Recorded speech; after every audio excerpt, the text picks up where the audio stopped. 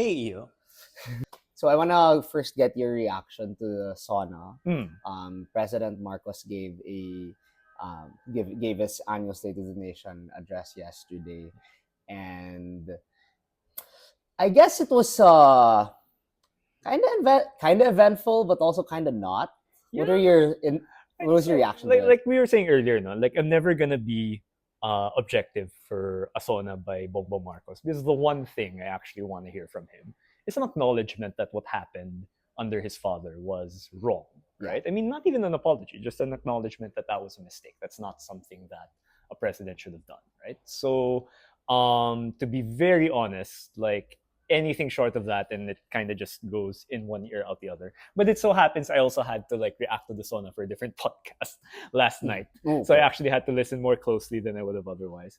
And if I'm setting aside that major point, which is my main opinion on the Sona and Marcos in general, it's just acknowledge something that's already in our laws, that the Marcos dictatorship is wrong.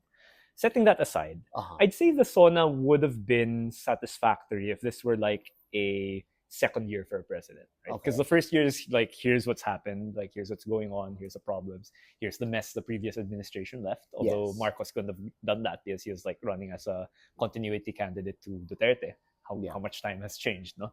But he was running as a continuity candidate. And then the second Sona is like, okay, here's some of the things that we've gotten started with, here's the things that we have to move forward with, right? So I feel like Marcos reported a lot of or not really a lot. No, he reported some achievements in different policy areas, some of which are significant. I don't have them listed like off the top of my head, but he celebrated the 20 pesos per kilo for rice that he promised in his campaign, and I get the sense that he didn't exactly know how he was going to pull it off, which is why it took some time to do it. And there's some criticisms about how sustainable it is, but to be fair, that's something that he can claim to have achieved. He talked about ramping up the distribution of CLOAS, so that's land reform sort of certificates for farmers. He talked about helping fisher folk, distributing fiberglass boats, if I'm not mistaken, and then more support for coconut planters. He talked about, and then in education, he talked about making some progress in for tutorials. He rolled out a lot of expansions for healthcare.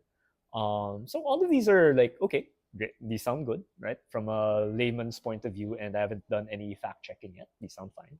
But in terms of like the bigger things, like going towards solving these things, I remember just the previous weekend, not this last weekend, but the weekend before. I was in a consultation with Mama Meng Liberal again, right? So their si Kong Laila's team was going around to talk to their constituents, and I joined along for one that they did in Rizal, right?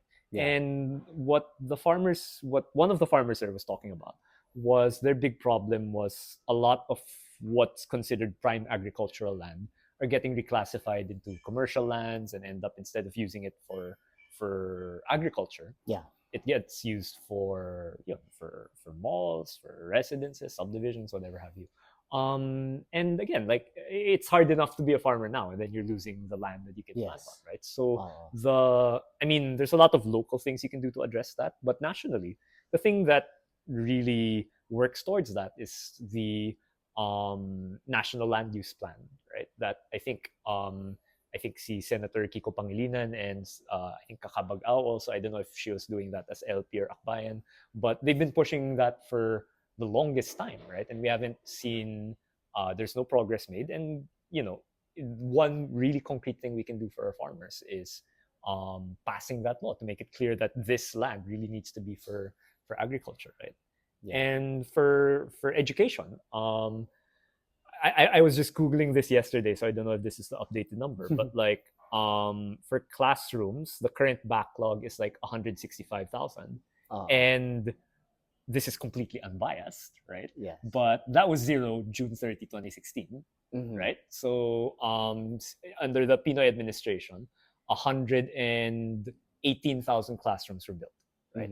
And they inherited a backlog of something like 66 or 67,000. So they left some over for Duterte to take over on. So this 165,000 backlog. This is like accumulated 6 years of Duterte, 3 years of Marcos. So Marcos announces that he's going to build 40,000 classrooms by the end of his term. Okay. And at first I was excited because when I saw the Inquirer post, it said 400,000 classrooms. And I was like, wow, that's pretty ambitious, right? Yeah.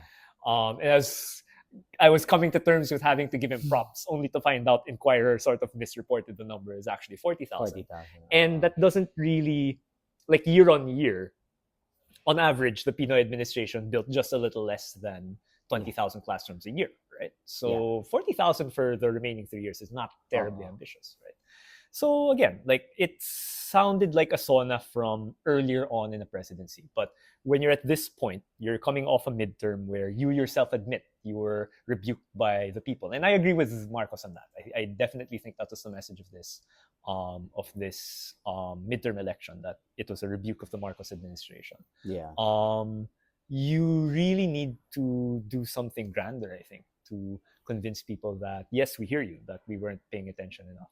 And I think a lot of what happened was some window dressing, right? Yeah. So the speech was more predominantly in Filipino, which I think is a good step, right? Yep. There were a lot of, I'm pretty sure were planned applause lines, right? So the subtle call out for Prime Water, the less subtle call out of Baste Duterte by celebrating General Torre, and then talking about corruption and flood control. It's funny, right? So I would argue that if you hear like Arisa Ontiveros or Bam Aquino talk about corruption, it doesn't really make the news, right? Yeah, you kind of expect them to talk about it. Yeah. But when you hear a Marcos talk about corruption, it makes the news, and it's up to you to figure out why. But I have my own snide reasons for why that is, right? But yeah, I mean, again, very hard for me to be objective, but I think what my take is, this would have been a good SONA 2 years ago. Mm-hmm. But where we are right now, I'm not sure if it's enough to change the narrative on Marcos. Okay. Well, first I wanna compliment you on how, despite you acknowledge you're not objective, but I guess how you framed everything, it seemed pretty objective. Like you were able to, first of all, acknowledge that you had your leaning, you had your bias. So I think that in itself is already like pretty humbling. Right. And then add to that, you were also, I guess, fair. I mean, you really looked at the data. So kudos to you. I don't know if objectively that's fair, right? But first, I would recommend, like, if you want to have like that kind of attitude, do take social science in undergrad. And I don't recommend it that often, actually, because if I'm being honest, if you want to make money, maybe fine, not that. Right? But I think one thing they really go out of, a social science education goes out of your way to teach you is like reflexivity, right? I mean, you're gonna have your bias, but you need to know where you're standing relative to your subject matter in order to comment on it. Yes, of course. In order to comment on it in such a way that it goes beyond just opinion. Of course, like opinion and bias are gonna be mixed in, right? But thank you. Yeah, because your opinion, your bias can also determine you're like the direction you're going into. Yeah, and absolutely. Because like obviously you can be objective with use of data. You can always say you're basing things off facts and all that. But like, what determines the facts you're using? What will determine the data you're using? Right, if not your leanings, your biases. Because at the end of the day, like, we speak from experience, we speak from wherever we came from, our background and so forth. So that kind of pushes us towards a certain direction at all times. So it's good you like acknowledge that. I think that's also important too. I think objectivity it's something that I think you work towards, but you have to admit that you're never gonna be 100%. Yes, right. True. So I think that's I hope that's something more of us can practice sometimes. But anyway, I don't want to. Yeah. Well, I mean, hopefully we get to eventually reach that point. But I also believe you cannot be 100% objective. Yeah, exactly. Ever. You can't. You're not gonna experience everything all at once. You can't be 100% objective any of the time, right? And it's hard to be even a smaller percentage of a smaller percentage objective most of the time. So I'm not claiming to be anywhere near that right now. I mean, so I guess going into like objectivity and how we perceive the SONA, I think you said it pretty well. This was a this would have been a good SONA if it were done in the second year. I feel like his SONA last year, satisfactory SONA. yeah, Alright. satisfactory. Yeah. But I think the SONA last year was a bit more, it's more tough. I'd say. That's interesting, right? Right? So it depends what we look at as tough, right? Because I do know I was not watching as closely last year for the SONA, Okay. if I'm going to be very honest. But I do remember that his two strong lines had to do with the West Philippine Sea and Pogos. Yes, yeah. And and this is like a theme with Marcos that we saw leading up to the midterm, right? I remember talking with a reporter that was following the Alianza campaign during the midterms. Yes. And they were saying that, when Marcos speaks, he's not a particularly gifted public speaker, right? So not a lot of people are applauding, supporting, shouting, laughing when he speeches, but when he gives speeches. But it's when he talks about China and the West Philippine Sea that people suddenly like start clapping and get up off their seats, right? And one way to look at it is that it's something people really care about. But I actually take it from a different direction, which is I think that's the issue that he actually is very passionate about, right? So it's something I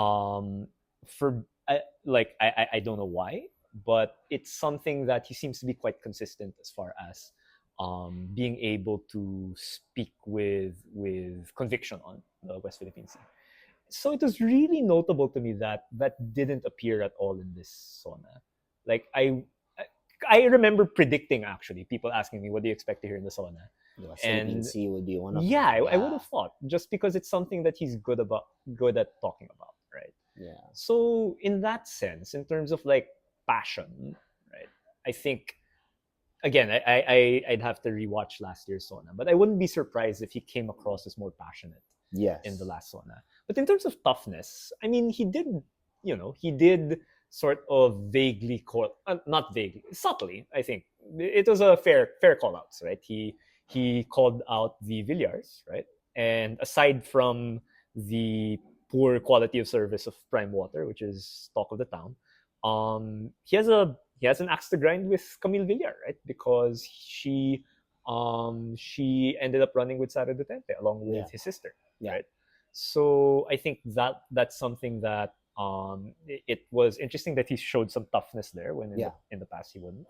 The call out on Baste, the celebration of Torre, and therefore a call out on Baste. That was another instance where I think he showed uncharacteristic like toughness. And then again, I think the whole spiel on corruption, you can make of it what you will, and to me, I do think it's like a lot of cheap talk. But the way he talked about the way he addressed Congress on the budget, right? He had some. I'll have to go back for the specific wordings, but he said something along the lines of he wouldn't sign a 2026 GAA that is not aligned with the National Expenditure Program. Yeah. And then he said, I wouldn't be afraid. I will not stop short of returning the budget and then reenacting this year's budget, which would be really horrible because this budget was like historically bad. But that's what you do if you don't pass a new budget, right? Yeah. So he's actually making a strong threat towards the congressman, which is don't put stuff in there that shouldn't be in there, right? Okay. And we just heard recently the story coming out of Chis Escudero's insertions in the current budget. I don't know how accurate or how reliable that expose was, but it sounds like he was speaking to that as well. Right? Okay. But so some toughness. I will, as a poli-sci person though, I will note that it's a little weird that you have a supermajority in the lower house who voted for your cousin and your son as majority floor leader, but you have to like really hold their feet to the fire as far as don't put weird stuff in the budget. Right? Yeah. You would think that someone with that strong a supermajority should very easily be able to shouldn't have to resort to threats like that in the SONA. In the SONA, a public right? threat in the SONA. To get what he wants as far as the budget is concerned. So it was toughness that I think people wanted to see from him, but that particular threat to the lower house I find a little odd as far as like my poli-sci brain finds kind of odd. But no, at the end of the day, I mean, this is really like PR at its Yes. finest, right? Yes. Like their affiliation, their affiliation or his affiliation with Congress may be, it may be pretty close and all that. He may have a different affiliation with the Senate, but at the end of the day, parang when you're writing a speech like the SONA, where you have millions of people listening, right? At the end of the day, you're really just gonna think of what the people want to That's hear. true.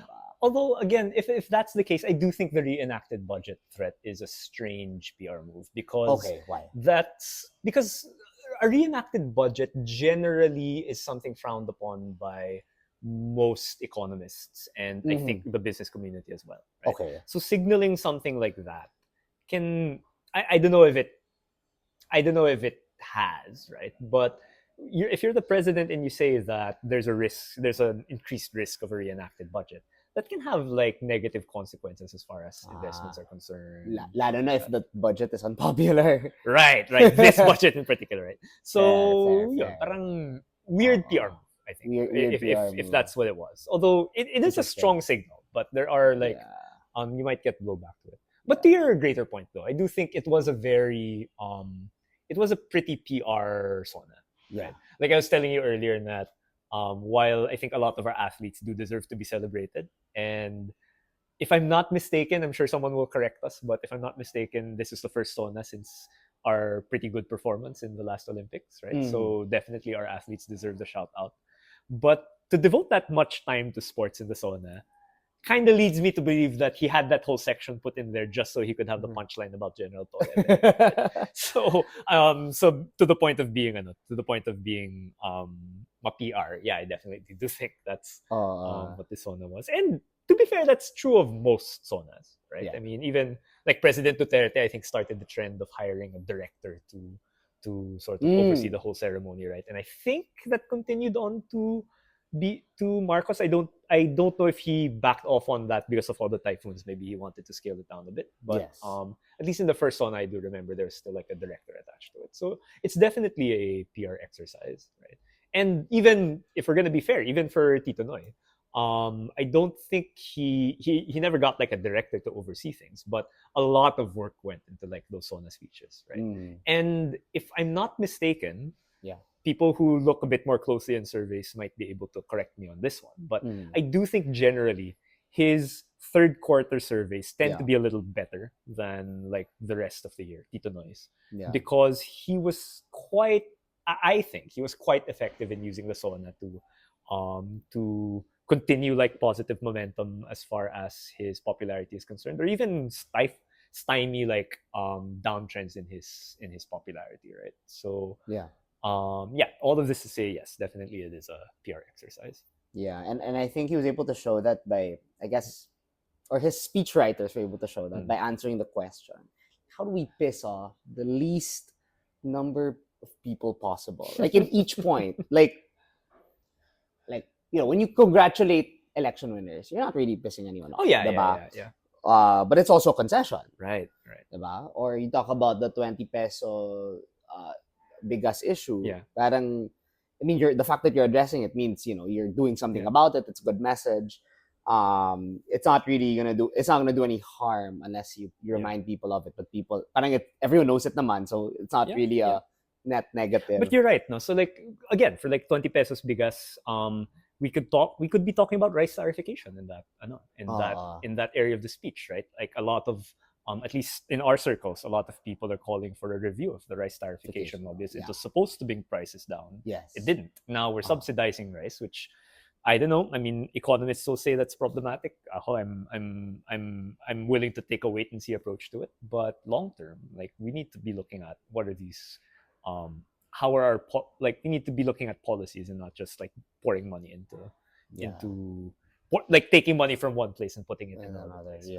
So make it more sustainable. Yeah, exactly. Then he was also kind of playing safe, like other things, like he didn't mention that 1% tariff decrease. Actually, no. That was another thing that I was surprised by because I've always felt that Marcos is most comfortable with foreign affairs. Right? And okay, like a lot of us gave him flack for the 1% decrease, myself included. Right? Yeah. Right? Because it doesn't seem like much. Right? Yeah. I mean, if you mention it in the SONA, people just make fun of him. That's a net Maybe, negative. maybe. But, I mean, all right, maybe his speechwriters were clever enough to say that, right? But to hear the way actually President Trump would talk about it, right? He's like the president of the United States acknowledged like the long-standing friendship with the Philippines and acknowledged our. I mean, in a way, you're right. No, I guess just on the face of it, a 1% reduction is in of itself nothing to write home about. So maybe just ignore it instead of talking about it. But a part of me did think that he would try to build on the spin that emerged from that, which was this was like a testament to like the strength of the relationship between the Philippines and the US. But yeah, I mean, I guess looking back, maybe your position's more correct, and that's not to mention it. Parang there are also other things he didn't mention, like he didn't talk about the other controversial issues, like the ICC. We mentioned that earlier. We were talking about that the even online gambling. Like a lot of people are expecting him to talk about it because following what happened with Pogos, right? Although because the way I think about Pogos is that what I think sold Marcos on it was ultimately the security angle and like the Chinese interest angle towards Pogos. And for Isugal, I don't know if there's also like if there are foreign stakeholders here that he wanted to control. So I can see how Isugal would be like less of a priority for him. But yeah, I would think it's like low-hanging fruit, right? It's something that you could. Well, I say it's low-hanging fruit, but again, the question is like, from a PR perspective. But again, like, who are you upsetting when you say I will not even ban, but just regulate like online gambling? Right? And siguro that's where the answer lies. Yeah, I mean, we're not making any claims here, but I mean, that's for obvious reasons, right? I mean, there's some things we legitimately don't know. Yeah, we legitimately do not know. But like, why would you not? Why would you not like talk about it when it's the people are floating it as a real problem right now in our in our society. I see this SONA as we were talking about it as a PR SONA. Marcos was overall saying, like satisfactory things. He was giving some solutions, talking about what he'd do for education, agriculture, and so forth. But there are also a lot of things he did not talk about. More long-term solutions to a lot of the problems he laid out, like looking into the rice tarification law, etc. Right. And then he also didn't mention certain things that are a bit more controversial that would, pull him down from a PR standpoint. I see this whole SONA as a bit of a microcosm for like how politics has been operating the past few years, right? Like I mentioned earlier, like he was probably, or his speechwriters were probably thinking of how they could piss off the least number of people possible when they mentioned like certain points. And I feel like politics has been operating like that since maybe 2016, maybe since since a lot of these authoritarians started coming up and parang you being in the opposition meant a lot of harm, or a lot of the polarization kind of led to that kind of environment. And because of that, like you had politicians, staying away from the media. They want to talk anymore. Right. And I don't know, is that social media or something? Maybe like, because I think Duterte didn't shy away from pissing people off, right? It's just he didn't care. Right? So, to be fair, like I wasn't really watching SONAs too closely under Duterte either, right? But I don't think he would have shied away from taking shots at his political opponents, if not in the SONA itself, but definitely in a lot of his other speeches, right? Duterte had some magic to him, and Marcos doesn't appear to be the type to do that. Right? But I guess I do agree in the sense that if you're not the populist, right, Duterte being the populist candidate, right, then yes, I think not just here but around the world, the strategy has been to play it safe. Yes, exactly, play it quite safe, right? You see that a bit in the US as well. You see that I follow UK politics a bit more than maybe a lot of than other Filipinos do, but I think in the UK, in the Labour Party right now, you see that a lot too, where they're really not willing to talk about issues that you would normally think are like, these are like red line issues for us, right? Oh, Like for the Democrats, it was like, don't talk about January 6th for a very long time. yeah. Right?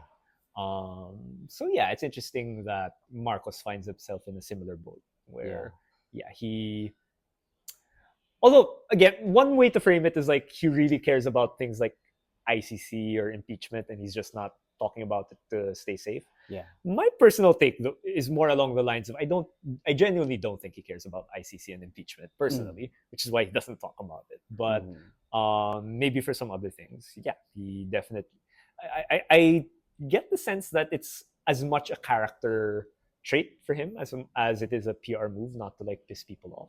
Yeah. But yeah, I can see that. And what's interesting is like the Villars must be quite high on his shit list, if I'm allowed to say that. Because like they're I mean, short of the General Torre thing, and he didn't even mention like Baste. Right? It was just like General Torre is a great. In a way, it's like a backhanded compliment to Torre. You're a champion because your opponent didn't show up, right? So, but it's a good joke. But like the Villars got the harshest heat from this SONA, I think. I don't know if that's fair to say, right? But yeah. It's like, makes sense. Okay, this is someone who does not like pissing people off. And then he picked the Villars to be the ones he pissed off in this SONA. It's like, okay, what does that say about that? What does it say about that relationship? Yeah. Yeah, and parang, I mean, there was the part that was most, I guess, direct. And it was very, very serious in tone. I mean, the Torre one was a joke, eh? Yeah. This one was serious, but like, I think people, because it was coy, people, I think, found if not the delivery, at least the wording, I think people found it funny. I don't know if it was just applause or if there was some laughter in the reaction as well, right? But, yeah. Ooh. Yeah, right. Hey there, thanks for watching the highlights of the Hey Eiyo podcast. If you enjoyed, why don't you like this video and subscribe to my channel? You may also watch the full episode by clicking the clip in the middle.